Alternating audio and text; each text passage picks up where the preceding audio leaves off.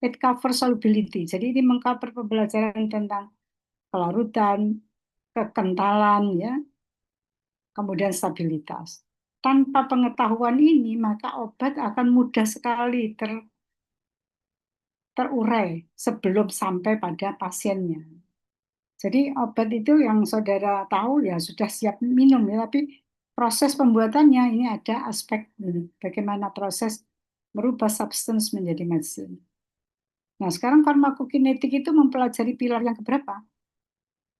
Nah, ini pilar yang ketiga yaitu body. Di sini dikatakan fate of drug in the body. Bagaimana nasib obat di dalam tubuh atau bagaimana perjalanan obat di dalam tubuh. Kalau di sini dikatakan obat yang kelihatan bagus dalam botol, bisa saja tidak diperlukan, ya kan? Di dalam darah, ya. Juga tidak juga bagus di dalam darah. Sehingga fokusnya adalah apa yang terjadi pada saat obat itu masuk tubuh. Yang dipelajari apa? Ini mulai belajar tentang anatomi dan fisiologi. Jadi struktur anatomi kita, fisiologi itu organ-organ yang terkait ya. Sehingga mahasiswa harus mulai mapping ya. Mapping tubuh mulai dari apa? Mulut, tenggorokan sampai dengan ginjal ya, sampai dengan apa? Alat-alat yang terkait dengan eliminasi, mengeluarkan obat dari tubuh. Apa bedanya dengan apa namanya kondisi harian, katakan ya kita makan juga bisa tereliminasi. Nah, pasti semua obat akan melewati jalur sesuai makanan ya. Cuman bagaimana obat itu berinteraksi dengan sistem yang ada di tubuh sehingga ada istilah nanti farmakokinetik dan farmakodinamik. Ini ya, a map of the body. How does the stomach work ya? How does blood flow carry medication to the heart ya? Stomach, blood flow ini kan juga sama-sama membawa minuman dan makanan kita ya. Kemudian di sini ada introduction to pharmacology. Memahami basic konsep dasar dari kunci ya, obat sebagai kunci dan reseptor sebagai apa? Gemboknya ya. Jika mereka fit, maka therapeutic effect terjadi. Jika mereka fit incorrectly, ya, side effect terjadi. Jadi the fit incorrectly, jadi fitnya itu tidak betul ya, jadi belum match betul ya. Maka ini pentingnya farmakokinetik dan farmakodinamik. Di mana memang di dalam ini farmakologi, farmakokinetik dan farmakodinamik,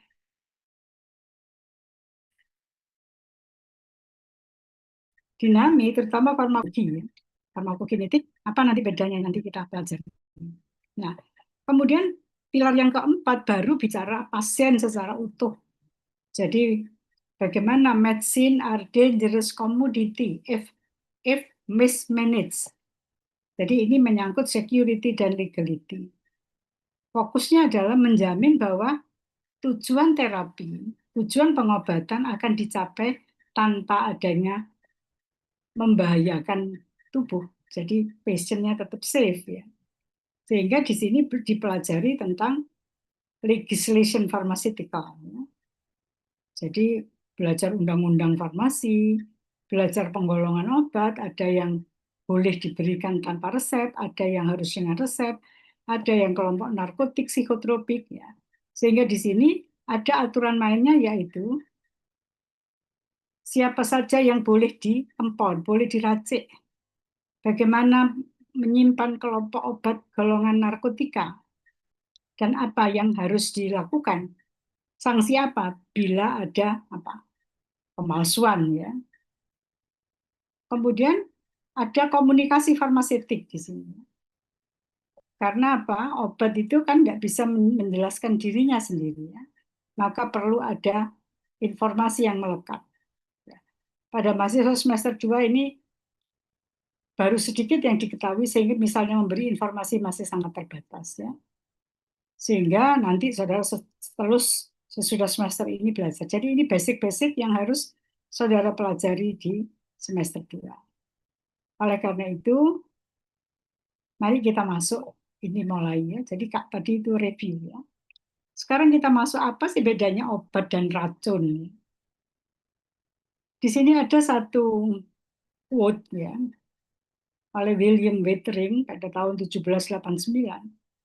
Poisons in small doses are the best medicines, and useful medicines in too large doses are poisonous. Apa ini kira-kira? Nanti saya ajak diskusi bagaimana saudara memahami. Ya. Jadi antara obat dan racun itu sangat tipis. Ya. Kadang-kadang racun bisa jadi obat pada jumlah yang kecil, tapi obat dalam jumlah yang besar bisa jadi racun. Jadi peran siapa dan peran apa yang menentukan bahwa obat itu menjadi aman tadi? No harm. Jadi pasien yang menggunakan tidak ada bahaya, tidak membahayakan pasien.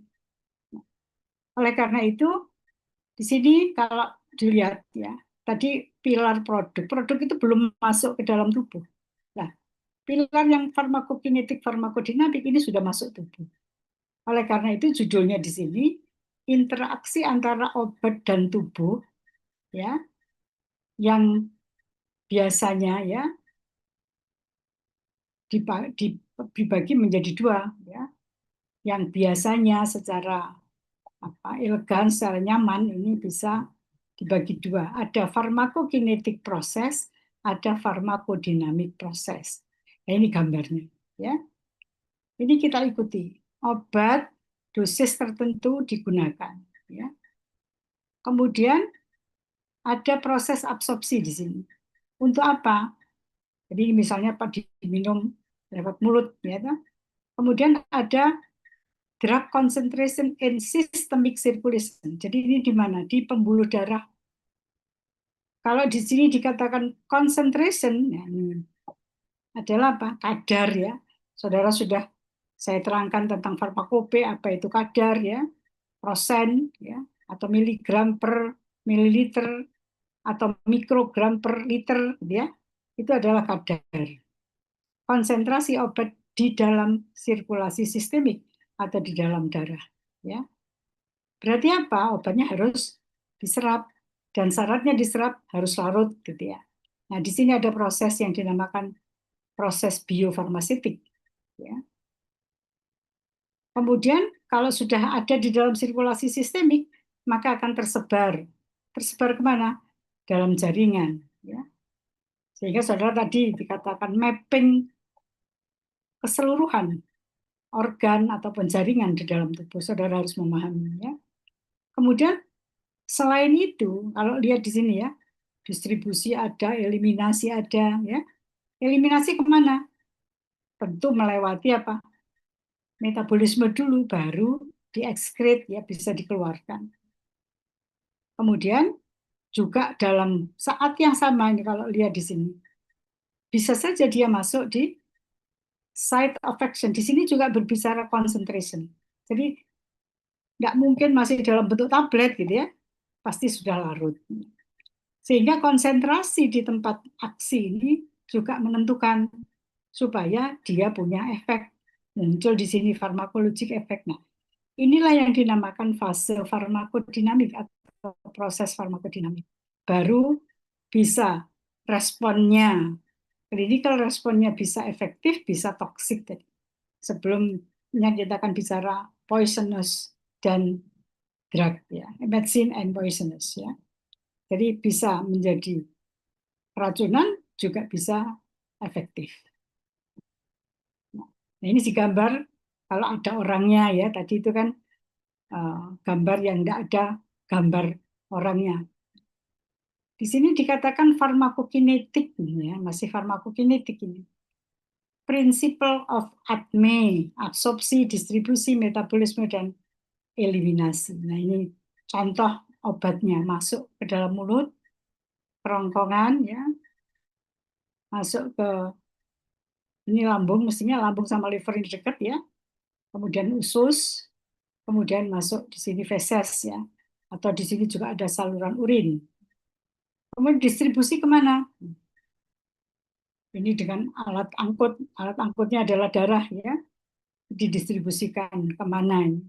Kemudian ada metabolisme, ini dicomot, ya. Metabolisme di mana di liver, di hepar, ya. Ini. Apa yang dikatakan metabolisme atau biotransformasi adalah how is it broken down. Jadi obat itu akan di metabolisme, di biotransformasi supaya apa? Supaya nanti bisa keluar dari dalam tubuh. Kalau enggak nanti kan muter aja di dalam apa tubuh kita. Dan ini nanti bisa menjadi keracunan. Nah, ini saudara nanti akan pelajari. Bagaimana kalau obat itu tidak pernah keluar dari tubuh? Makanya kenapa obat itu ada sehari sekali pakainya, ada 2 hari sekali pakainya, atau ada yang setiap 2 jam pakainya. Ini kaitannya dengan apa? Efektivitas dan toksisitas. Ya. Kemudian absorption, how will it get in? Ya, jadi ini di sini ada absorpsi. Jadi ini gambarnya, ya. Mudah-mudahan dengan gambar saudara bisa paham. Kemudian ini penjelasannya. Farmakokinetik. Farmako ini dari bahasa Yunani, farmakon artinya obat. Dan kinetik juga dari bahasa Yunani yang artinya moving. Kinetik, kinetikos. Ya. Sehingga farmakokinetik sering dalam literatur disebut PK, ya, disingkat PK, is the study of drug movement into, around, and out of the body. Jadi gerakan obat di dalam, ya, di sekitar, dan keluar dari tubuh. Jadi intinya ya mulai masuk sampai keluar. Yang terdiri dari drug absorption, distribution, and elimination. Nah, di dalam elimination ini ada metabolism dan excretion. Nah, tentu pertanyaan saudara nanti, saya akan tanya pada saudara nanti, kira-kira loh, ini bagaimana urutannya, gitu ya. Nanti kita diskusikan. Di sini ada 4 pharmacokinetic properties determine the onset. Jadi ada karakteristik perjalanan obat di dalam tubuh tadi yang menentukan onset, mula kerja obat, intensitas apa kerjanya, dan lama kerjanya obat itu di dalam tubuh. Duration of action. Ya. Sehingga pengertiannya apa itu absorption? Absorption from the site of administration permits entry of the drug, ya, into plasma. Jadi absorption itu mulai dari tempat pakai, ya, kemudian dia masuk ke dalam apa plasma, either directly or indirectly into plasma. Sedangkan distribution, the drug may then reversibly leave the bloodstream and distribute into interstitial dan intracellular fluid. Jadi tetap ini ya saudara tahu apa itu cairan antar sel, ya. Jadi masuk di situ makanya terdistribusi ya, masuk jaringan, ya. Kemudian metabolisme. The drug may be biotransformed by metabolism by liver or other tissue. Saudara nanti akan membuat mapping organ apa saja sih yang melakukan pekerjaan biotransformasi atau metabolisme ini. Organ yang paling bertanggung jawab adalah liver, tetapi juga ada jaringan-jaringan yang lain. Kemudian yang keempat, elimination. The drug and its metabolite are eliminated from the body into urine, bile, or feces. Sehingga disimpulkan di sini, pharmacokinetics refers to what the body does to a drug. Jadi tubuh ini ada apapun ya, ada makanan, ada minuman, pasti dia menggerakkan makanan minuman ini sampai bisa apa? Bisa diambil saripatinya, bisa menghasilkan energi ya. Kemudian barang-barang yang tidak terpakai, katakan wasting produknya, ya, limbahnya dikeluarkan melalui feses atau melalui urin. Obat juga demikian. Nah, obat diambil apa? Ini kan diperjalankan oleh tubuh ya, yang namanya farmakokinetik. Baru kalau dia sudah nyampe pada site of action, ada farmakodinamik. Ya, jadi ini di mana farmakodinamik describe what the drug does to the body. Kalau farmakokinetik refers bagaimana tubuh memperjalankan obat, di mana begitu obat diperjalankan, maka farmakodinamik terjadi, yaitu bagaimana obat mempengaruhi tubuh. Nah, ini gambarnya ya. Farmakokinetik, ini bagian dari farmakologi juga, cabang farmakologi, deals with ADME ya. Ya. Jadi ini tubuh dan obat ya. It is a quantitative study of drug movement in, through, and out of the body. Jadi ini ada kuantitatifnya, sehingga saudara nanti akan mengenal konstante distribusi, konstante absorpsi, konstante metabolisme, dan konstante eliminasi ataupun ekskresi. Nah, ini gambarnya.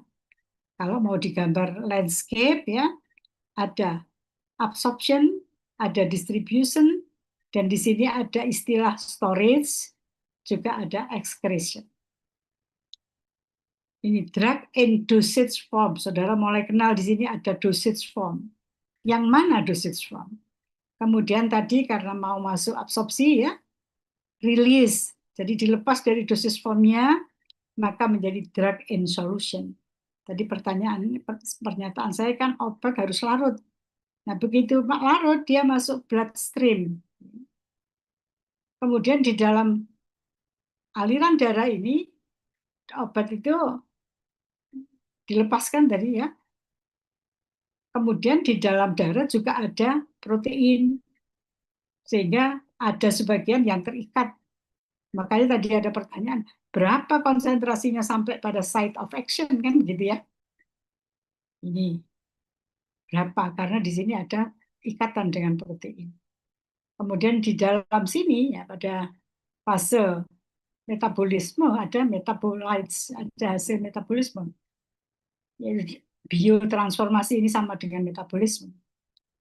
Kemudian, nah ini, kalau ada yang terikat, ya, di site of action, yang bound ini harus menjadi bebas, baru dia punya khasiat. Di sini tadi dikatakan berapa konsentrasinya. Kemudian bisa juga disimpan, sehingga kalau ini disimpan ikatannya kuat dengan protein, maka bisa lama kerjanya, dilepas pelan-pelan karena memang dia disimpan. Jadi nanti mekanisme kerja obat itu macam-macam. Baru obat dikeluarkan dari tubuh. Lewat apa? Urin, empedu, feses, keringat, dan ludah. Ya. Jadi ini gambar secara utuh. Ini yang dikatakan saudara memapping anatomi dan fisiologi. Nah, apa itu farmakodinamik? Ini juga bahasa Yunani. Ya. Farmakon sama, cuman dinamik itu action atau power. Makanya dikatakan farmakodinamik adalah studi of physiological and biological effect dari obat ya.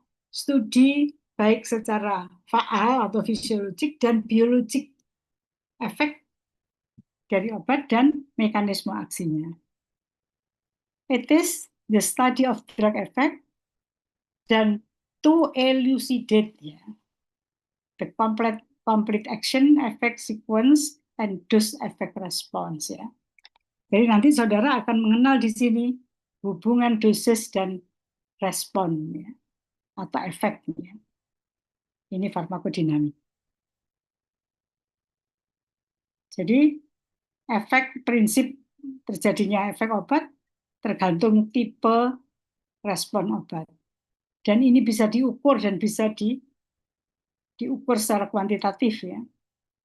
Actionnya, how and where the effect is produced. Actions are identified. Contohnya di sini. Proses meiosis ya.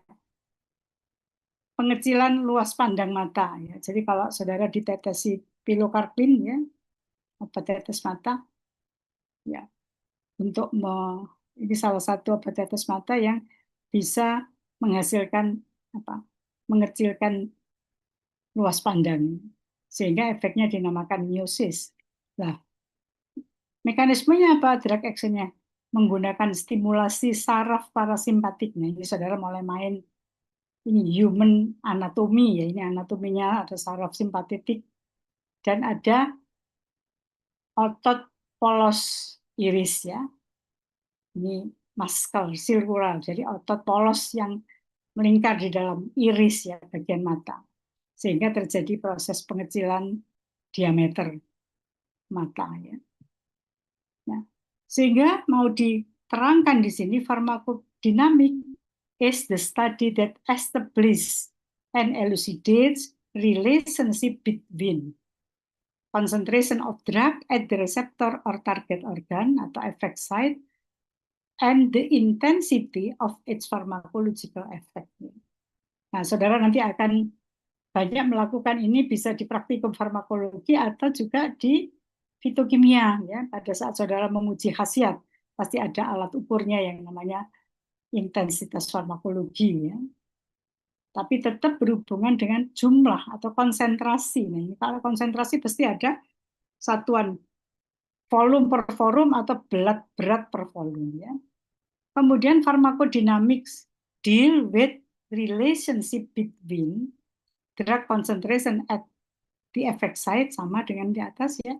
Usually ya biasanya yang unbound concentration jadi yang free drug bukan yang terikat di dalam plasma in equilibrium with the effect site concentration. Jadi membesarkan apa yang bisa membesarkan farmakologi efek yang teramati ya. Jadi ini nanti saudara akan mengukur yang unbound berapa, yang terikat berapa, yang bebas berapa. Ini tentu ada proses apa reaksi kimia pada penetapan kadarnya ya. Jadi farmakodinamik ini the effect site of drug can be a target receptor atau enzim karena memang reseptor itu pada umumnya protein atau juga bisa organ di mana respon mula-mula ya obat dihasilkan. Jadi ini akan menghasilkan respon farmakologik mula-mula ya. Pada saat begitu nempel pada target maka akan dimulai. Dimulai dengan apa? Nanti ada mekanismenya ya. Tapi yang berikatan adalah senyawa bebas bukan yang terikat protein. The pharmacological activity of drug generally includes a series of sequential event. Nah, ini mulai ya. Jadi initial pharmacological effect atau respon, interaction of drug molecule, tadi mulai bicara molekul tadi, dengan aksinya pada tempat ya, pada tempat targetnya atau reseptor dan akan menginduksi rangsangan untuk menghasilkan apa? Efek melalui sistem efektor yang apa? Subsequent ya. Jadi ini berurutan menghasilkan efek. Di sini bisa dilihat diamati pharmacological endpoint-nya. Jadi akan ada parameter farmakologik yang bisa segera lihat nanti. Ini pada percobaan ya. Nah, apa bedanya farmakokinetik dan farmakodinamik? Atau sering dikatakan PKPD relationship. Ini kita lihat ya. Dosis ada fase tahap 1, tahap 2, tahap 3. Baru ada efek ya. PK di sini stage 1 ini farmakokinetik. Kemudian di sini kan ada kadar ini konsentrasi ya, CP pada waktu tertentu. Kemudian pada stage 2 ini baru ada relationship antara farmakokinetik farmakodinamik. Kemudian ada konsentrasi. Lagi ini hanya pada PD saja fasenya ya. Baru memberikan efek karena ini memang sudah terikat dengan reseptornya. Ini farmakokinetik farmakodinamik relationship, kemudian PD ini farmakodinamik saja. Apa penjelasannya? Nih.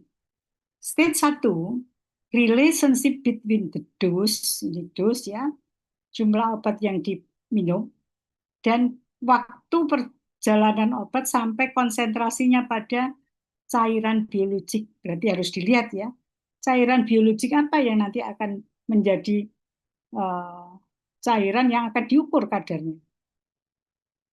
Ini fase farmakokinetik. Nah, stage 2, the time-dependent relationship between drug concentration and biological food, such as plasma at the effect site, which can be established by linking pharmacokinetics and pharmacodynamic of drug di dalam PKPD modeling atau pharmacokinetic and pharmacodynamic relationship. Nah ini, jadi ini berapa lama? Ini tergantung waktu, time dependent ini ya.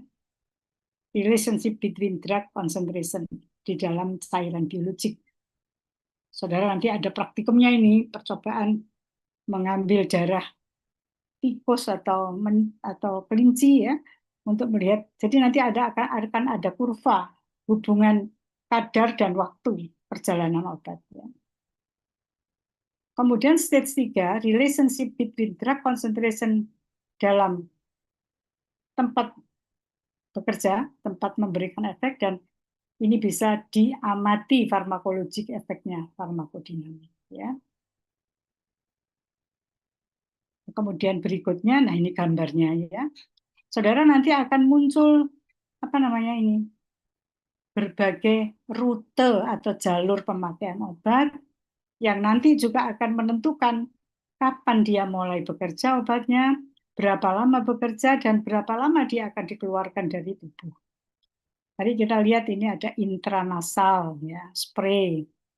Intranasal spray ini bentuknya obat semprot hidung, gitu ya.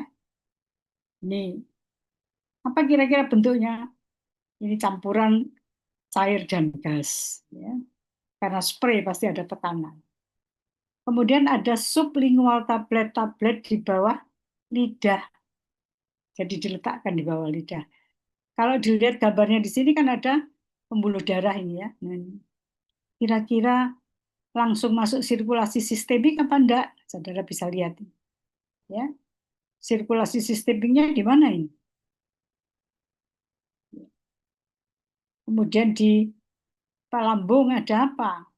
Kemudian ini di usus, ya. Di liver. Oh ini first pass metabolism biasanya pada paru ya. Kemudian ini minor extent ya. Ini contoh transdermal patch ya. Ini livernya di sini. Ya, first pass metabolism in liver. Berarti ada first pass metabolism pada paru, ada first pass metabolism di liver. Tadi dikatakan organ bertanggung jawab pada metabolisme yang paling besar adalah liver. Serta jaringan yang lain, ternyata di paru-paru juga ada, tergantung jenis obatnya. Saudara akan mempelajari banyak obat. Nah, sekarang yang intramuskular, jadi yang injeksi, ada yang intravenal langsung masuk pembuluh darah. Nah, ini nanti yang akan saudara pelajari ya. Sehingga pentingnya penelitian menghitung jumlah obat yang diminum sampai mengukur dan dilihat efeknya berapa. Berapa lama muncul efeknya. Saya akan stop share, kita diskusi dulu supaya tidak bosan. Ya. Oke, ada pertanyaan?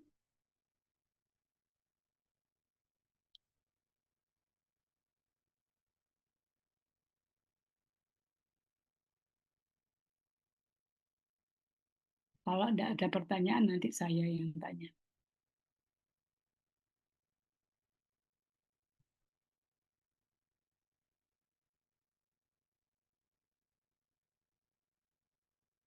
Ada yang bertanya?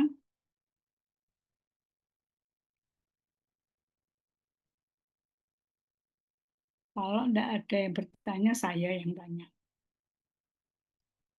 Saya mau tanya, siapa hari ini yang membawa atau menyimpan obat atau sedang dalam pengobatan? Tunjukkan obatnya apa. Sekalian kita tahu ini sambil praktek memahami teorinya ya. Alicia Maulani Inayah, karena masih punya gambar ini, saya tanya akhirnya. Ya, Alicia. Tadi gambarmu apa tadi? Kucing dah, Saya tadi on cam terus habis itu tiba-tiba ke off cam Ibu, mohon maaf. gitu ya. Oke. Coba Alicia, pernah minum obat? Pernah Apa obat yang diminum? paracetamol terus biasanya saya minum vitamin, zinc, udah sih itu saja yang saya ingat. Paracetamol, minum vitamin zinc. Zinc apa? Hmm, sebentar Ibu, saya punya Ya, ini. dibaca. Ya,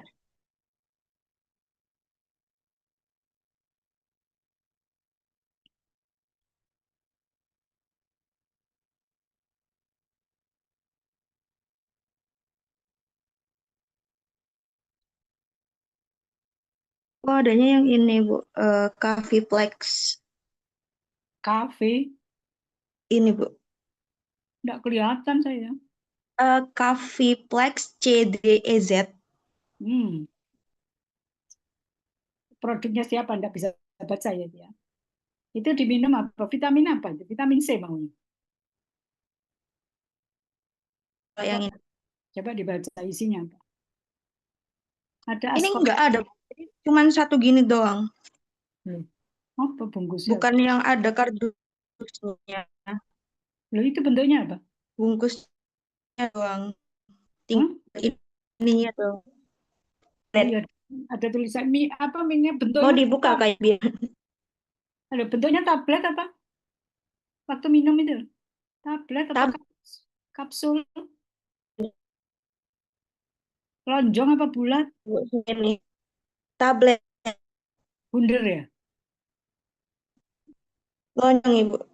lonjong, kapsul berarti. Lonjong. Lonjong. Lonjong, kapsul ya. Sama dengan ya itu kapsul berarti ya. Lo bungkusnya enggak bunyi apa? Enggak ada keterangannya. Apa tuh? Iya. Ah, Iya, Ibu. kok tadi ngomong zinc Ada sebenarnya ada kotaknya, tapi kotaknya udah saya buang, tinggal satu ini doang. satu. Siapa yang memberi? Yang sih, Bu. Hah? Yang memberikan saran vitamin C itu ya? Mami. Oh, apa isi Iya, asam ascorbat apa? Mami, Ibu, Mama. Oh, iya, mama yang ngasih. Iya, iya. Untuk apa katanya mama? Iya, tapi di sini tulisannya cuman ada suplemen kesehatan, eh, kaplet salut selaput sama Iya. POMSD-nya. Cuman Nggak ada ada tulisan namanya ya? itu doang. Nggak Nggak ada ada, Ibu. ascorbic acid, ya? Nggak ada, Tapi nggak ada, ada. ada POM-nya, ada izin Ada POM-nya. POM-nya. Oke. Iya, ada. Minumnya sehari sekali, gitu ya? Iya, sehari sekali. Oke. Kenapa minum itu? Nggak ngerti ya, Ibu, kata-kata Mama biar biar biar fit aja badannya, biar nggak pegel-pegel. Ya, pegel-pegel. Oke. Coba yang lain ini nanti saya akan bicara. Ya, Hmm. obat, ya kan? Siapa yang pengalaman minum obat? Tadi paracetamol sama nggak tahu namanya suplemen ya. Oke. Pasti banyak yang minum suplemen. Ya. Sekarang Rohman Andika. Pengalaman minum Ada di obat? Bu. Hah? Kebetulan hampir setiap hari sih minum suplemen kesehatan Ibu. Apa? Imbus. Oh, imbus. Apa isinya? Iya. Wah, isinya apa? Ini harus mulai kenal. Dia isinya apa? Isinya ekstra vitamin C D3. Apalagi Terus ada tiap kaplet ada mengandung. ini. Ayo mengandung apa baca? Filantus, Mengandung selaput, mengandung esenisa, esen, Berisia kok esenia oh, purpurea. Echinacea. Ya, Ya, Echinacea. itu. Ya. Terus zinc picolinate, vitamin C, vitamin D. Itu Ibu. Untuk Oke. kegunaannya membantu memelihara kesehatan dan daya tahan tubuh. Ya. Ya, enggak apa. Saudara biasakan obat yang diminum apapun ya. itu tahu apa sih ini isinya? Ya mulai harus peduli, itu ilmu saudara, ya. Yang jelas ada Nggih. vitamin C tadi. Ada echinacea, ya. Apa echinacea itu? Itu ya. Itu suplemen juga yang diperoleh dari tanaman, ya. Kemudian dijadikan satu komposisi dengan tadi bentuknya apa? Kaplet ya. Kaplet nih. Kaplet. Bentuknya kaplet itu kan itu seperti kapsul ya, Iya, tapi padat seperti tablet. padat. Iya, seperti tablet tapi bentuknya lonjong. Nah itu jadi namanya kaplet itu sekalian. Tablet. Kenapa dinamakan kaplet? Karena bentuknya seperti kapsul, kerasnya seperti tablet kan Seperti gitu. tablet. Jadi Nggih. kaplet. Ya, jadi nama itu ada maknanya gitu ya. Oke. Nanti ini masih sampai hanya pada bentuk. Itu semua obat tanpa resep ya, Nggih. karena suplemen. Sekarang Nela Winona. Nela Winona ini enggak nampak ini orangnya. Gimana Mbak Nela?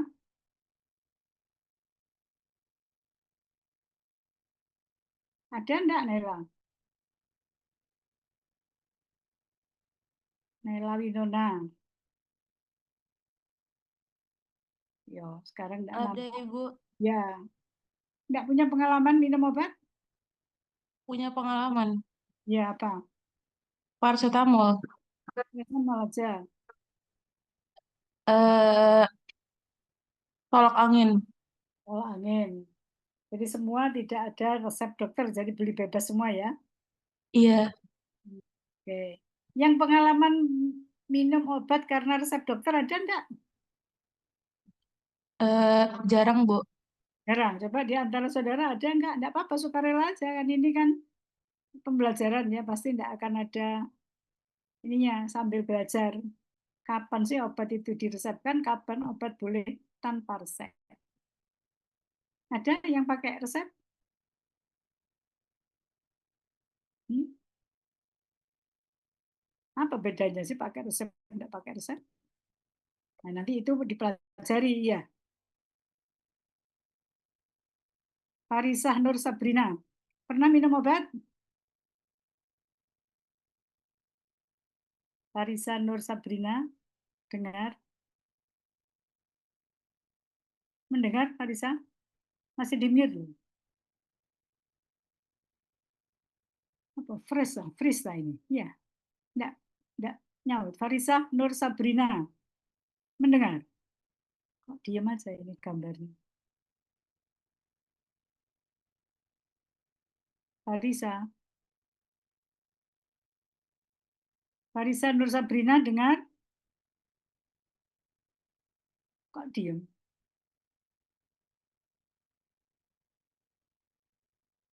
Mohon maaf Ibu, masih di toilet. Oh, Masya Allah. Ya wes, enggak apa-apa. Mbak Velia Kurniawati. Nah, ini yang sudah senyum-senyum Mbak Velia. Pernah minum obat enggak? Pernah Ibu. Apa? Jadi kalau misalkan biasanya kayak mau sakit gitu, tapi kayak udah batuk, flu, biasanya saya minum Demokolin. Soalnya penyakit saya itu lebih ke arah apa ya, kayak hidungnya meler, terus kayak pileknya itu apa ya, kayak bersin terus. Terus biasanya saya pakai anu sih, apa ya, cetirizine HCl Oh. supaya ngurangin bersin-bersinnya. Apa obatnya semprot apa tetes? Eh ini tablet Ibu. Oh, tablet cetirizine. Iya. Biasa itu buat alergi saya. Kayak saya biasanya alergi dingin pas pagi-pagi, jadi saya biasanya minum itu. Tapi sehari sekali. Itu beli sendiri atau pakai resep?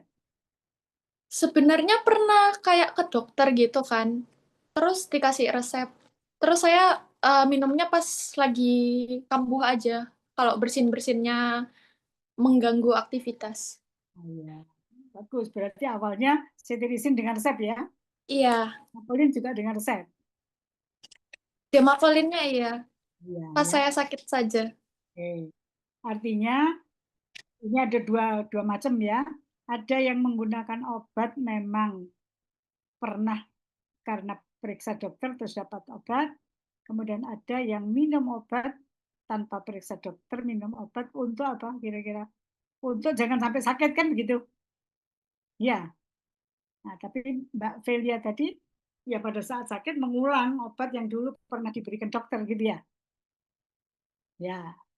Nanti sebagai apoteker kira-kira bagaimana kita gitu ya. Apa? Kalau tidak ada penjelasannya ya, ini gejala kan begitu ya, karena gejala menghilangkan gejala bersin tadi ya, meler hidungnya ya. Ada enggak di bacaannya itu?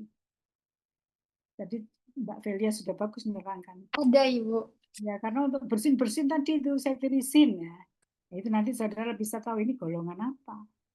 Antihistamin apa-apa. Nah, ini kelas terapi nanti belajar farmakologi ya.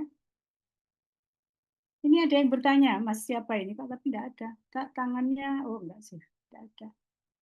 Ini tidak ada namanya ini. Jadi 1512512. Oh, Mas Sofwan, bukan ya? Siapa ini? Tidak ada namanya. Ya. Oke.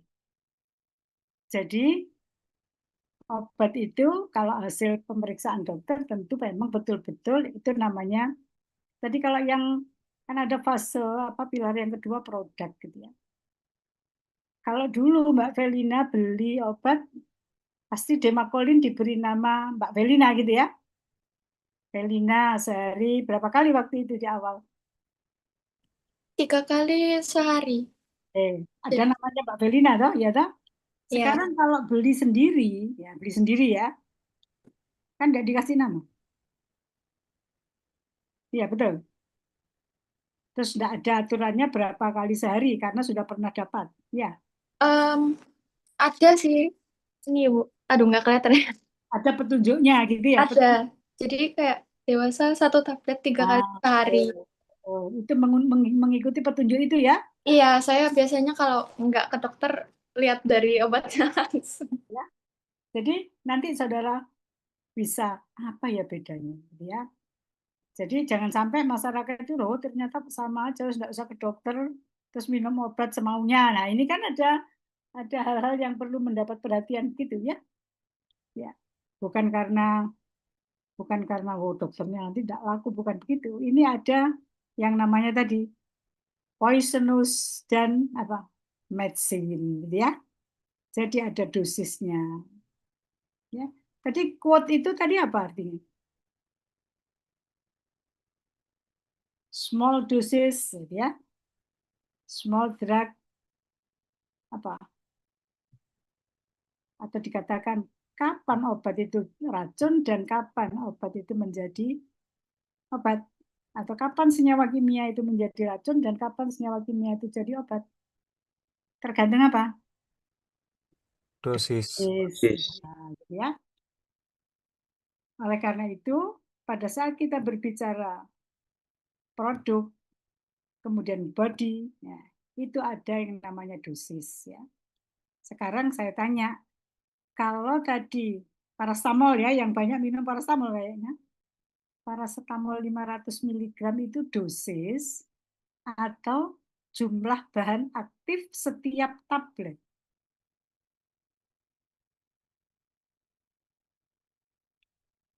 Nah ya, nanti berarti kita mulai mikir ya itu. Oh, iya. Tadi saya nggak ada yang sirup ya. Jadi saudara nanti perlu memahami itu makna. Kenapa ini? Ada yang pakai salep sekarang? Ada yang pakai salep? Pernah pakai krim atau salep? Saya Prof. Ya silahkan, yang pakai salep siapa? Mas siapa? Dimas Pratama. Coba Mas Dimas ya, apa salepnya? Namanya bunyinya apa? Fluconazole nitrat. Oke, mikonazol. Ada dosisnya enggak di situ?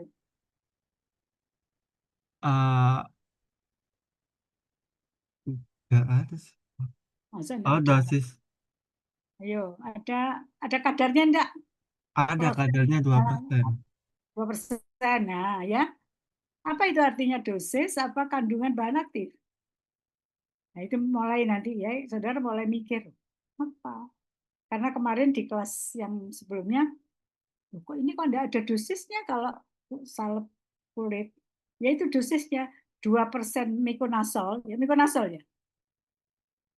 Iya, iya, Ya, Prof. mikonazol 2% itu punya khasiat. Ya. Khasiatnya apa? Mikonazol waktu itu menggunakan mikonazol karena apa? Gatal? Iya, karena ada gatal-gatal. Ya dah. Jadi itu sebagai anti jamur. Ya, ya. Jamur macam-macam itu ada jamur di kulit itu namanya apa? Fungi, intinya fungi ya. Mikonazol untuk menghilangkan itu. Dan itu 2% itu sudah berkhasiat. Kapan kita menemukan berkhasiat? Nanti kan kemarin ada uji perjalanan obat itu kan ada uji klinik fase 1, uji klinik fase 2 ya. Jadi mendapatkan prosentase itu melewati sebuah eksperimen gitu ya. Melewati sebuah penelitian. Jadi itu yang namanya dosis. 2% sudah bisa memberikan efek. Nah, kalau dosis paracetamol 500 mg sekali pakai, kan gitu ya, menurunkan panas. Nah, untuk sehari pakai berapa? Bisa 3 kali 1. Itu dosis ya. Dosis itu memberikan efek ya. Nah, kandungan bahan aktif itu namanya apa? Memang berdasarkan apa? Dosis maka dihitunglah berapa minimal dia memberikan efek. Sehingga bisa dihitung sekali pakai 500. Tapi kalau untuk anak-anak berapa? Ada hitungan kalau untuk anak-anak berapa miligram per kilogram berat badan. Sehingga nanti dihitung. Misalnya anak umur 2 tahun gitu ya. Mau minum paracetamol berapa ya dihitung. Misalnya saya tidak hafal rumus, saya tidak hafal berapa miligram per kilogram berat badan. Misalnya 10 miligram per kilogram berat badan. 4 kali 1 atau berapa gitu ya. Jadi dihitung. Misalnya berat badannya 10 kilogram, maka tadi 10 mili kali 10 kan 100, berarti 100 miligram dibagi berapa? 4 kali 1 kan gitu ya. Jadi hitungannya itu ada per kilogram berat badan, ada per luas permukaan tubuh. Itu dosis ya. Sehingga saudara nanti ke depan belajar farmakologi, belajar farmakokinetik, itu nanti kaitannya dengan bagaimana dosis aman, tapi dia efektif, tidak menjadi racun. Nah, kalau gitu saya lanjutkan lagi ya. Lanjutannya supaya saudara tahu gunanya.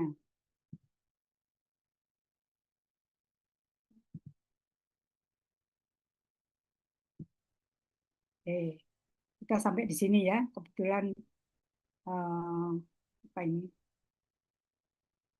Tadi yang dipakai tidak ada yang obat tetes hidung tidak ada. Salep kulit di sini tidak ada gambarnya, tapi yang tablet sudah banyak ya ini. Oral tablet masuk lambung gitu ya. Kemudian tadi kaplet juga. Ini mulai digambarkan ya. Ada oral atau enteral administration ya. Kemudian ada buccal cavity, jadi ini memang apa namanya rongga apa buccal ya rongga mulut.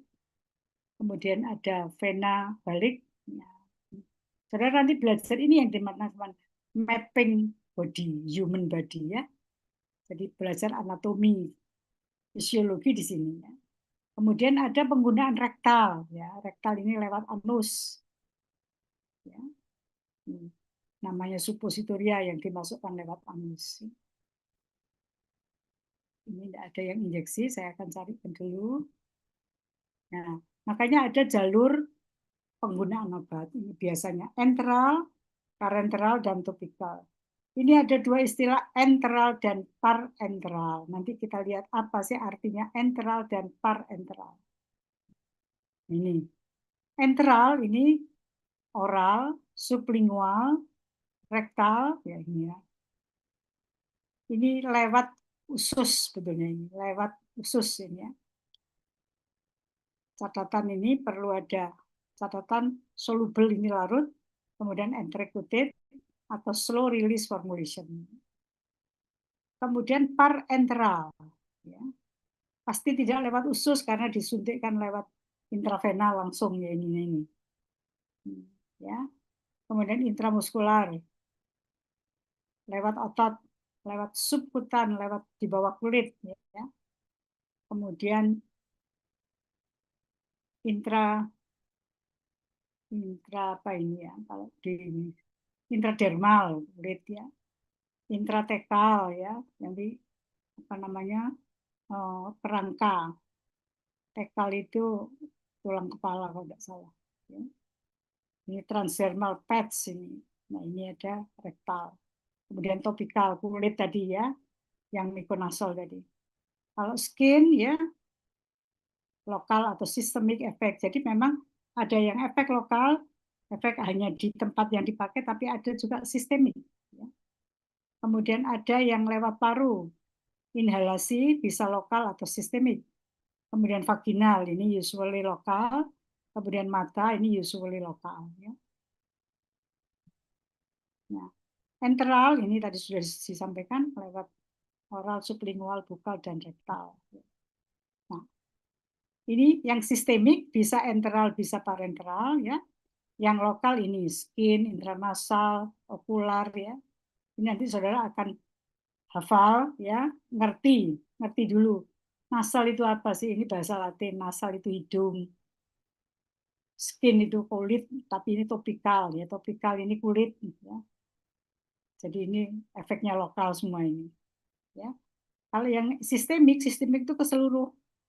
Ya, ini berjalan lewat sirkulasi darah ya. Oral, sublingual, rektal, kemudian inhalasional ya, inhalasi semprot.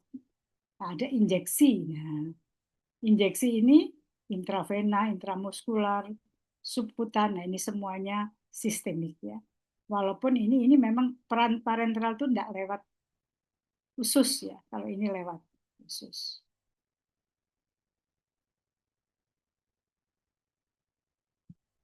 Nah, ini artinya ya. Parenteral administration is injection or infusion by means of a needle atau catheter inserted into the body. Jadi langsung diinsert ke dalam tubuh. Ya. Jadi tidak lewat usus. Sedangkan term parenteral comes from Greek word dari bahasa Latin para, meaning outside. Ya. Jadi tidak masuk lewat mulut, tidak masuk lewat usus ya. Jadi di luar ya. Outside tadi ya.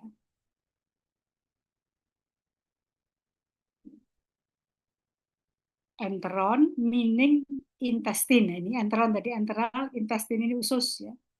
This route of administration bypasses the alimentary canal. Jadi tidak lewat saluran pencernaan. Nah, yang parenteral ini semuanya pakai injeksi. Intraartikular, intraarterial. Dan nanti saudara akan belajar ini dan namanya ini IT tadi disingkat intratekal, intradermal ya. Kalau inhalation ya, absorption through the lungs. Jadi ini spray langsung masuk ke paru-paru. Ini topical route, ini bisa lewat mata, hidung, telinga, paru-paru, vagina, uretra, saluran kencing, kemudian ini usus ya. Topikalnya ini skin ya, mata atau telinga, kemudian hidung dan paru. Spraynya itu bisa dalam bentuk cairan, bisa dalam bentuk powder ya, bisa. Jadi ini semuanya pakai teknologi ya. Nanti saudara akan belajar teknologi pembuatan sediaan. Nah, jadi farmakokinetik versus farmakodinamik ya adalah integral komponen dari farmakologi. Jadi farmakologi itu ilmu khasiat obat, maka farmakokinetik farmakodinamik ini adalah tidak bisa dipisahkan sebagai komponen dari khasiat obat. Ya. The main difference between ini ya sudah dikatakan, pharmacokinetic about what the body does the drug, while pharmacodynamic is about what the drug does to the body. Ya. Nah, ini lebih digambarkan fasenya di sini. Pharmacokinetic adalah time course of drug concentration in the body. Ini sudah mulai pakai istilah drug concentration ya. Sedangkan pharmacodynamic adalah concentration effect relationship. Dose, drug concentration in blood, drug concentration and target site, efek baru clinical outcome. Ya. Relationship-nya adalah ini. Pharmacokinetic, pharmacodynamic, dose effect relationship, hubungan dosis dan efek.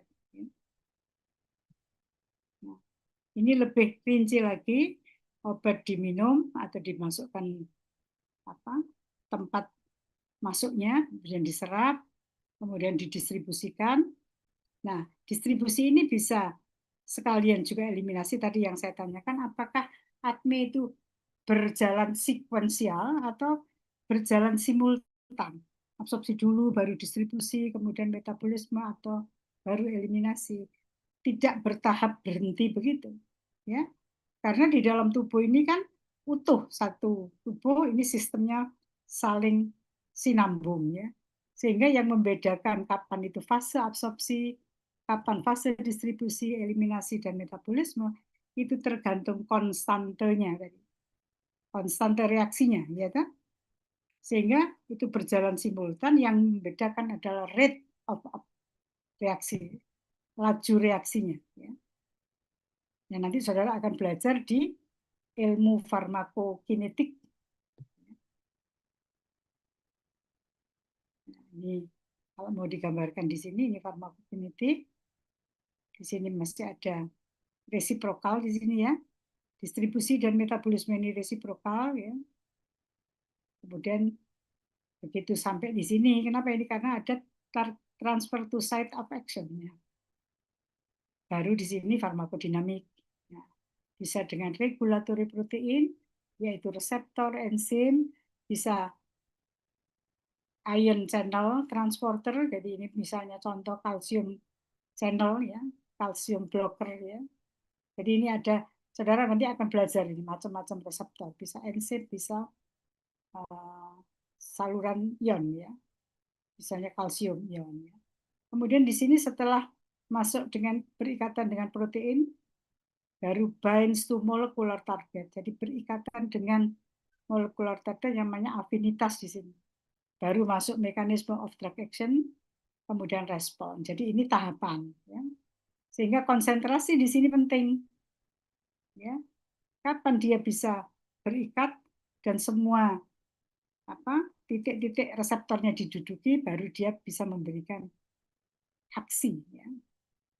Dan ini gambarnya bagus kalau saudara sudah dapat pelajaran farmakokinetik dan farmakodinamik. Nah, jadi ada selection of route ya, pilihan dari jalur. Ditentukan oleh apa? Mulai masuk lagi pada molekul physical characteristic of drug. Pilar 1 ya.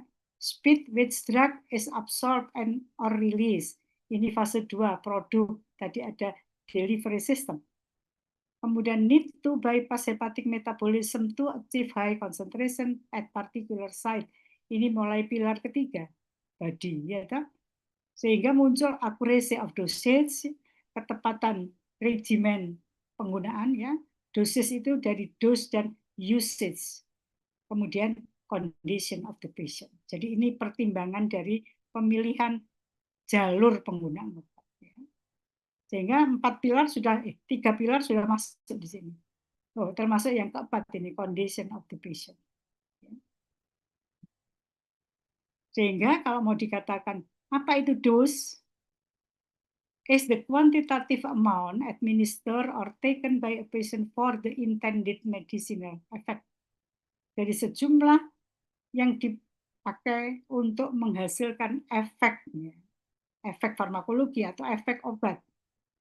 Maybe ini bisa dinyatakan sebagai single dose, yaitu the amount taken at one time, atau daily dose, ini bisa 3 kali 1 atau 2 kali 1 sehari, semuanya total dose the amount taken during the time course of therapy, berapa lama total dose ya. Jadi ini akhir dari kuliah kita hari ini bicara farmakokinetik farmakodinamik dalam rangka memahami makna dosis ya. Oke, sampai di sini ada pertanyaan? Masih ada waktu 20 menit.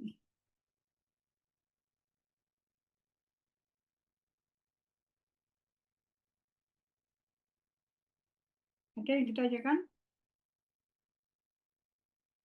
Sekarang saudara, bedanya saudara semester 1 atau sebelum masuk farmasi dengan sudah semester 2 ini apa kira-kira? Kalau memandang obat.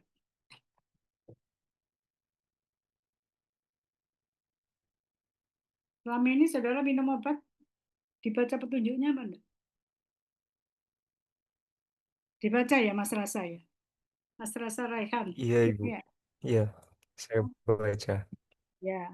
Dengan demikian penjelasan ini makin apa kalau saudara nanti sebagai apoteker untuk menjelaskan kepada pasien, kan pasien kadang-kadang orang beli ya sudah katanya atau katanya tetangganya ini biasanya minum 2 kali 1, terus ikut aja. Saudara tetap harus baca.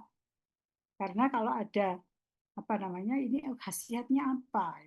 Jangan percaya katanya gitu ya. Karena nanti ini akan berimpact. Kalau saudara sebagai apoteker nanti akan harus peduli kepada apa? Efektivitas dan keamanan daripada pasien dalam menggunakan obat. Ya. Dan jangan sampai kalau tidak berkhasiat terus minum 2 kalinya gitu, tidak boleh gitu ya. Jadi ini betul-betul harus diperhatikan. Apalagi sekarang katanya sudah banyak yang ngejim itu ya, mau membentuk otot supaya ototnya bagus, bisa kelihatan, terus didobel suplemennya gitu ya. Itu kan sekarang reklamanya begitu. Penggunaan obat itu tidak bisa semaunya karena ada tadi ada farmakokinetik, ada farmakodinamik, dan ada khasiat dan juga bisa di storage ya. Kalau terlalu lama di storage di jaringan ya nanti akan memberikan apa? Menjadi toksik. Jadi harus ada aturan pakai yang diberikan, yang harus diikuti.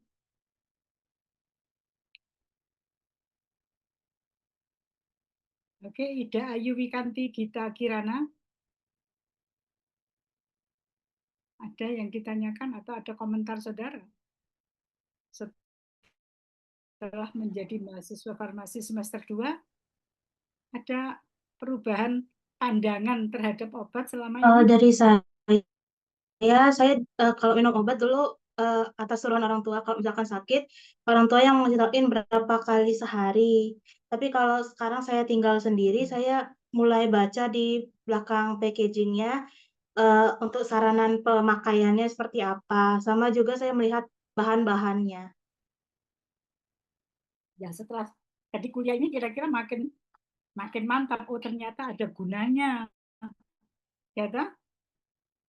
Apa informasi di packaging itu ya. Bahkan bukan hanya expiration date ya. Kan ada warning kan gitu ya. Benar, Ada Ibu. perhatian. Iya. Betul. Selama minum obat ini tidak boleh menyalakan mesin ya gitu ya. Iya. Mengendarai kendaraan gitu. Benar. Itu betul-betul diperhatikan. Karena memang efek ngantuk ya. Nah, kadang-kadang banyak kecelakaan terjadi karena apa? Minum obat ngantuk kok ya. Habis minum obat tidak terasa nyetir ngantuk.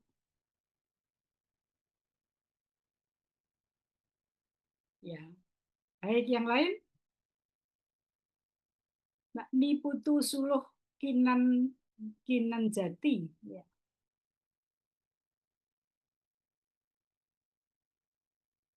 Gimana Mbak Putu? Ibu, kalau dari saya selama 2 semester ini saya jadi lebih aware kalau tentang kayak obat, nama obat gitu sih Ibu, kayak misalnya paracetamol.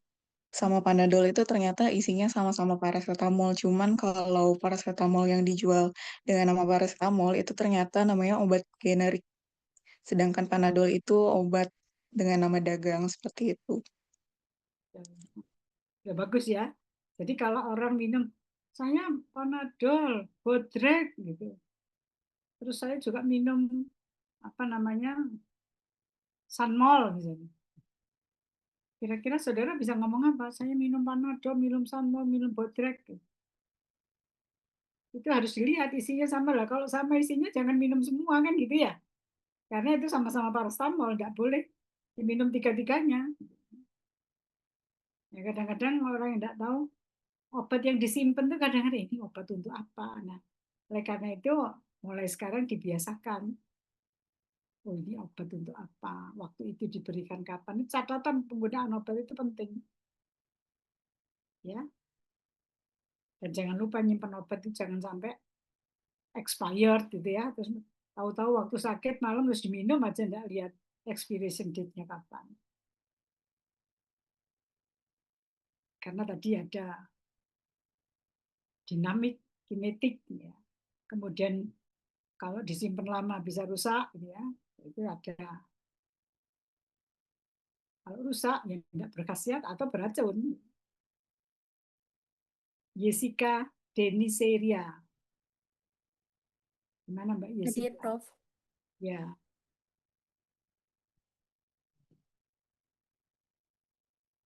Tidak pernah minum obat Mbak Jessica? Pernah Prof. Kira-kira bedanya waktu sebelum jadi mahasiswa farmasi dengan sekarang? Kalau dari saya, setelah menjadi mahasiswa farmasi, saya lebih aware kalau ternyata obat itu nggak bisa diminum sembarangan. Saya itu eh, paling sering mengonsumsi Degirol karena saya gampang radang. Tapi kayak sebelum menjadi mahasiswa farmasi, saya menggunakan dosisnya itu kayak bisa tabletnya itu langsung makan banyak. Tapi setelah menjadi mahasiswa farmasi, saya sadar kalau ternyata obat yang berlebihan itu tidak baik. Karena bisa ada dua sisi di mana dia bisa menyembuhkan dan bisa menjadi racun. Seperti itu, Prof. Ya, bagus. Ya, Degirol ya. Iya, Prof. Degirol dikunyah apa enggak? Kalau saya selama ini diemut, Prof. Oh iya betul, kalau itu untung enggak dikunyah. Ya toh? Kalau jumlahnya banyak itu dia makan. Masa dua di apa? Diemut semua gitu enggak? Dihisap gitu, dihisap semua. Enggak kan? Satu-satu ya. Iya, Prof.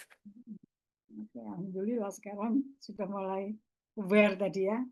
Yaitu gunanya jadi mahasiswa farmasi sehingga saudara nanti bisa berempati kepada masyarakat. Iya. Masyarakat itu jangan-jangan ya minum semaunya gitu ya. Itu tugasnya farmasis nanti memberikan penjelasan, menyerahkan obat dengan penjelasan. Mas Muhammad Brilian. Gimana Mas Brilian?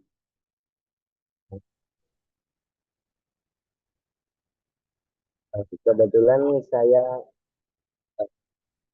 sebelum jadi mahasiswa farmasi itu memang alhamdulillah jarang mengkonsumsi obat itu. Jadi hampir hampir nggak pernah gitu. Tapi semenjak jadi mahasiswa farmasi ini jadi lebih kayak ada temen yang minum obat atau apa gitu, jadi ikut lihat package-nya gitu tentang info-info obat apa aja ingredients-nya, terus dan info-info lain yang seperti yang dijelaskan. Jadi menjadi peduli gitu ya. Iya, Ada kepedulian. kan kayak jarang konsumsi obat jadi nggak terlalu peduli gitu. Tadinya gitu ya. Sekarang setelah jadi apa mahasiswa farmasi, siapa yang mau minum obat agak hati-hati. Jadi ikut Kita lihat beneran gitu, gitu ya. meskipun nggak ikut konsumsi. Iya. Begitu juga nanti menyimpan obat gitu ya. Ada enggak boleh, apalagi pada farmakope kemarin kan ada obat itu ada wadahnya yang tertutup kedap, ada yang terlindung dari cahaya kan gitu ya. Berarti nyimpen obat itu enggak sembarangan. Mbak Desiva Frisilia Avanti. Hadir, Prof. Ya, maaf. Gimana? kesannya setelah kuliah 2 semester? Kesannya tentu sangat menambah ilmu baru, Prof, terkait obat-obatan, jadi lebih paham juga, jadi lebih aware juga, seperti itu, Prof. Makin mantap gitu ya. Iya, makin mantap. Jadi kuliah di semester berikutnya nanti betul. Penasaran, pengen segera tahu bagaimana sih farmakologi itu ya, bagaimana farmakokinetik itu. Ini kan masih icip-icip dulu gitu ya ini. Jadi saya memberikan gambar utuhnya farmasi itu seperti itu. Oke, baik ya. Mbak Fiza, Maida Fiza, Labiba.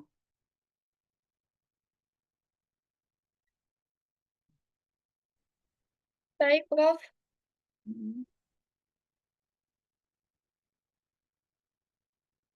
Ada kesan? Kesan-pesannya setelah 2 semester di Fakultas Farmasi ini, saya mendapatkan insight baru terkait obat, bahwa farmasi itu tidak hanya menjual obat saja, tetapi meraciknya agar aman untuk diberikan kepada konsumen. Seperti itu. Jadi ada nilai tambah ya, semester 2 sudah mulai ada. Nanti semester 3, semester berikutnya juga makin nambah. Mikaela Ayu Satriawati. Hadir, Prof. Gimana Mikaela? Sama dengan teman-temannya? Atau ada yang berbeda? Kemarin tuh ada yang mengatakan, Saya sendiri sih kayak jadi lebih paham tentang cara nyimpen obat, sama kayak ada ternyata obat yang nggak bisa diminum bareng gitu, Prof. Soalnya meskipun orang tua saya dokter dan apoteker tuh saya juga belum terlalu paham gitu. oh iya, alhamdulillah ya, apoteker dan dokter, alumni UNER. Dia alumni UNER dua-duanya. Apotekernya siapa? Alumni UNER. Ayah saya Oh, angkatan 94 kalau nggak salah. gimana dinasnya? Sekarang jadi teknisi di PT Vision. Oh, itu vision obat apa itu? Pabrik obat ya? Enggak. Alat Agilent HPLC, Prof. Oh, di alat ya. Seneng ya punya bapak ibu tenaga kesehatan ya. Yes. Mudah-mudahan lancar ya semuanya, apalagi backgroundnya keluarga kesehatan ya. Makin mencintai, makin mantap ya. Baguslah. Made Vidyatama, Keisha Wirya. Diri, Bu. Ya, gimana? Berat kuliah di Sejauh farmasi ini atau makin menarik setelah semester 2 ini? makin menarik, Bu. Sejauh ini pengalaman saya sama sih sama teman-teman, kayak lebih tahu tentang obat dan juga kayak cara pakai yang benar. Seperti itu, Ibu. Gabriel Samantha Budi.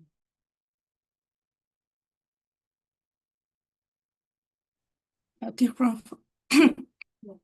Gimana? Sama dengan teman-temannya? Makin mantap, makin ragu? Makin mantap sih, Prof. Dan makin mantap, ya. saya juga semakin proaktif tentang obat di keluarga saya. Kemarin saya sempat cek di tempat kami simpan obat, ternyata banyak yang sudah expired, Prof. Jadi makin ya sekarang, makin aware ya. Terus Iya. melihat obat yang di rumah ini gimana ya. Ternyata sudah banyak yang expired ya gitu ya. Jadi ditata ulang tempat nyimpennya gitu ya. Makin senang. Keluarganya kan senang, wah ternyata sudah ada impact-nya ya, kuliah di farmasi baru 2 semester sudah ada impact-nya terhadap kepedulian mengelola kesehatan, terutama terkait penggunaan dan penyimpanan obat. Baguslah. Nur Ais Angelita. Iya, Prof.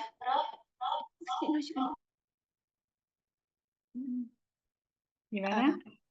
Sama sih kayak teman-teman, kalau selama ini kalau mau minum obat itu harus nurut sama orang tua gitu aja dan nggak memperhatikan gimana cara penyimpanannya yang benar.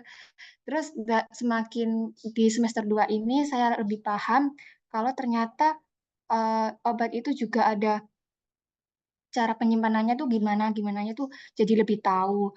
Dan juga obat itu nggak ada yang nggak bisa diminum barengan seperti itu, Prof. Bagus. Ini Mas Hesa Indra Maditya. Oh iya, izin Prof. Jadi sebelumnya tuh saya hanya memandang obat ini sebagai sesuatu yang dimana tuh dia menyembuhkan sakit atau meredakan gejala. Jadi fokus utamanya tuh apakah obat ini bisa membuat saya lebih sembuh secara cepat. Tetapi semenjak saya menjadi mahasiswa farmasi, saya lebih memandang obat ini secara lebih ilmiah. Jadi bukan hanya obat ini menyembuhkan penyakit saja, tetapi bagaimana sih mekanismenya, interaksinya, efeknya, dan juga saya juga lebih peduli tentang dosis dan cara penggunaannya yang lebih rasional tentunya. Alhamdulillah, mudah-mudahan ini menguatkan saudara untuk menempuh semester berikutnya ya. Saya senang sekali ini, artinya sudah ada perubahan sikap itu paling tidak menambah semangat saudara belajar ya. Makin penasaran toh? Penasaran, Prof. Oke. Baik, Edila Bratawati. Hadir, Prof. Ya, Ya, gimana? mungkin mirip ya sama teman-teman yang lain. Jadi, setelah kuliah di Fakultas Farmasi itu, saya lebih sering ngelihat informasi-informasi di obat itu. Ya, makin tertarik gitu ya. Ya, Prof. Ya. Felicia Wiyogo. Iya, Prof. Mungkin saya lumayan sama ya, Prof, sama teman-teman yang lain. Tapi mungkin kalau khususnya dari fundamental farmasi sendiri, saya tuh lebih sadar. Maksudnya baru tahu kalau misalkan ternyata obat tuh dibentuk tablet atau kapsul tuh ternyata ada gunanya masing-masing. Terus juga awalnya tuh saya biasanya suka minum obat CTM, Prof. Nah itu saya biasanya kirain saya tuh nggak cocok sama obatnya karena saya biasanya langsung ngantuk gitu. Tapi saya baru tahu kok memang itu obat yang ya umum kalau gejalanya seperti itu. Menyebabkan ngantuk memang gitu ya. Iya. Ya, maunya sih apa? Minum karena gatel apa atau karena apa? Alergi, Prof. Oh iya, karena alergi ya. Betul. Efek sampingnya ngantuk kan gitu ya. Iya. Tapi nanti ada obat alergi yang tidak ngantuk. Ya. Jadi saudara nanti akan penasaran yang mana yang tidak ngantuk ya. Ada nanti. Kira-kira satu derivat apa enggak? Strukturnya sama apa enggak? Nanti saudara akan belajar. Ya. Karena apa? Ngantuk enggak ngantuk itu sebenarnya bisa dimodifikasi dengan perubahan struktur. Bagus sekali pengalaman-pengalamannya. Mbak Kaila Cahya Aisyah.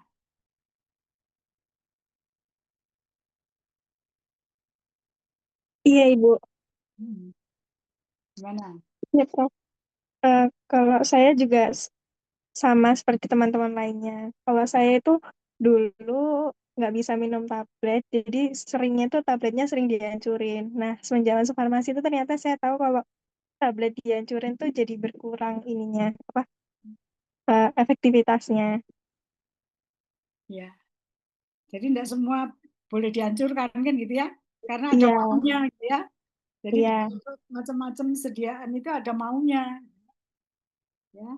Nah, sehingga ini paling tidak ada kesadaran sehingga pada saat nanti saudara praktikum membuat ini, oh ini ada bedanya. Ada sustain release, ada slow release, ya. Ada yang memang boleh digerus, ada. Tapi yang digerus itu pasti apa? Ada perubahan ya, maunya ditelan saja, tapi digerus pasti ada perubahan-perubahan, entah itu penurunan khasiat, ya, atau paling tidak rasa pahitnya muncul ya. Iya, Prof, lebih pahit. Ya, itu ya. Oke. Satu lagi, Viantika Zarifa Haris Putri. Iya, Prof. Gimana? Kalau untuk saya sendiri, dulunya saya tuh eh, tidak begitu mengerti tentang kayak antibiotik, kenapa harus diminum sampai habis. Kayak selalu bertanya-tanya kenapa begitu. Tapi ternyata setelah masuk farmasi ini sudah sampai semester 2 ini tahu alasannya seperti itu. Mm. Bahwa obat itu ada yang untuk membunuh penyebab kan itu ya, Iya, ada iya, yang Prof. untuk menghilangkan gejala kan gitu ya. Iya, Prof. Alhamdulillah sudah cukup bermakna ya. Iya. Semester 2 sudah punya tambahan knowledge ya, tambahan pengetahuan yang cukup bermakna dibandingkan sebelum jadi mahasiswa farmasi. Saya senang sekali mendengarkan apa yang saudara sampaikan. Mudah-mudahan dengan cara seperti ini, saudara tidak bosan kuliah di farmasi, tahap demi tahap dinikmati ya. Dan nanti makin tinggi semesternya, saudara makin dalam karena di situ makin detail dijelaskan ya. Selamat belajar ya. Sampai ketemu di minggu-minggu yang akan datang.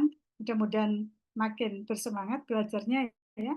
Assalamualaikum warahmatullahi wabarakatuh. Selamat siang. Assalamualaikum warahmatullahi Waalaikumsalam wabarakatuh. warahmatullahi Terima kasih, wabarakatuh. Prof. Terima kasih, Prof.